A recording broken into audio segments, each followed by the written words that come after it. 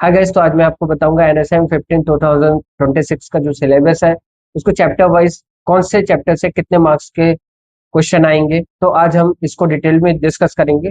कोशिश करूंगा कि इस वीडियो को जल्दी शॉर्ट में आपको समझाऊं जिससे आप इसकी तैयारी कर सकें। आइए स्टार्ट तो चैप्टर वाइज शुरू करते हैं हम कि कौन से चैप्टर से कितने नंबर का क्वेश्चन आएगा और कौन सा चैप्टर इंपॉर्टेंट है। तो सबसे पहला चैप्टर है introduction to research analyst profession.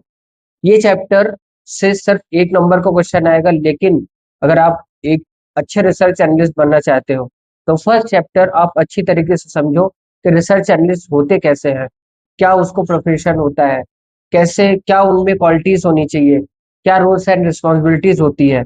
तो सिर्फ इसका वेटेज एक नंबर का है। सेकंड चैप्टर की अगर हम बात करें, अगर सेकंड चैप्टर की हम बात करें तो सेकंड चैप्टर है इंट्रोडक्शन टू सिक्योरिटीज मार्केट। इस चैप्टर से भी 2 नंबर के क्वेश्चन आएंगे और सिक्योरिटीज मार्केट को समझना है। इसमें सिक्योरिटीज मार्केट को इस चैप्टर में हम समझेंगे, जैसे कि एनएसई क्या होता है, ब्रोकर्स क्या होते हैं और कौन कौन से पार्टिसिपेंट्स होते हैं मार्केट में जिसके थ्रू ट्रेड होती है। थर्ड चैप्टर है terminologies and equity and depth market.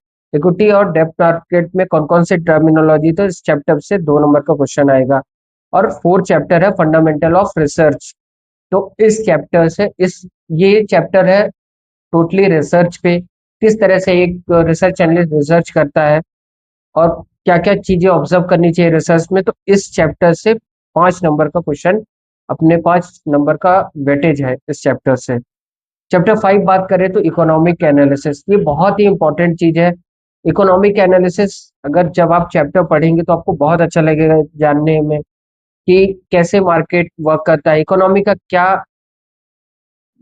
Economy क्या रोल प्ले करती है हमारे कंट्री की ग्रोथ में या फिर किसी भी कंट्री की ग्रोथ में इकोनॉमी का क्या फैक्टर होता है। इस चैप्टर से 5 नंबर का क्वेश्चन आएगा। कंपनी एनालिसिस अगला चैप्टर है, चैप्टर 6 इंडस्ट्री एनालिसिस। तो इस चैप्टर से 8 नंबर का क्वेश्चन आएगा एनएसएम 15 एग्जाम में। तो ये भी चैप्टर बहुत ही इंपॉर्टेंट है, इसको हम और अच्छे से समझेंगे। और चैप्टर 7 की बात करें तो इस चैप्टर से 6 नंबर का आएगा, जो कि कंपनी एनालिसिस है, जिसमें हम बिजनेसेस की देखेंगे और बिजनेस कैसे गवर्न कैसे चलता है इसको समझेंगे इस चैप्टर में। चैप्टर 8 की बात करें तो कंपनी एनालिसिस के financial analysis, financial records, financial state. तो इस चैप्टर में हम कंपनी के फाइनेंशियल स्टेटमेंट से रिलेटेड सारी जानकारियां पढ़ेंगे, कैसे फाइनेंशियल प्रॉफिट और लॉस रिपोर्ट देखी जाती है, कैसे एनालाइज की जाती है। तो इस चैप्टर में, और इस चैप्टर का वेटेज 12 नंबर का है। और चैप्टर नंबर 9 की बात करें तो कॉर्पोरेट एक्शन, कौन से कॉर्पोरेट एक्शंस होते हैं, इस चैप्टर से 5 नंबर का क्वेश्चन आएगा। और 10 नंबर के चैप्टर की बात करें तो वैल्यूएशन का प्रिंसिपल क्या होता है, ये भी एक मोस्ट इंपॉर्टेंट चैप्टर है जिसका वेटेज भी 12 नंबर का है। इस चैप्टर को भी हम बहुत अच्छे से देखेंगे। Chapter number 11 fundamental analysis of commodities, ये भी एक बहुत इंपॉर्टेंट चैप्टर है जिससे 5 नंबर का क्वेश्चन आएगा। इसे कमोडिटीज के बारे में जानेंगे, जैसे एमसीएक्स में ट्रेड होती है crude oil, silver, gold, gas, etcetera. Chapter 12 की बात करें तो fundamental of risk and return. तो किसी भी स्टॉक मार्केट में प्रॉफिट एंड लॉस होता है। तो अगर लॉस हो रहा है तो उसको आप रिस्क की कैटेगरी में डाल रहे हो, और रिटर्न हो रहा है, प्रॉफिट हो रहा है तो उसको रिटर्न। इस चैप्टर से भी 7 नंबर का क्वेश्चन आया है। चैप्टर नंबर 13 की बात करें तो qualities of a good research report, qualities of a good research report.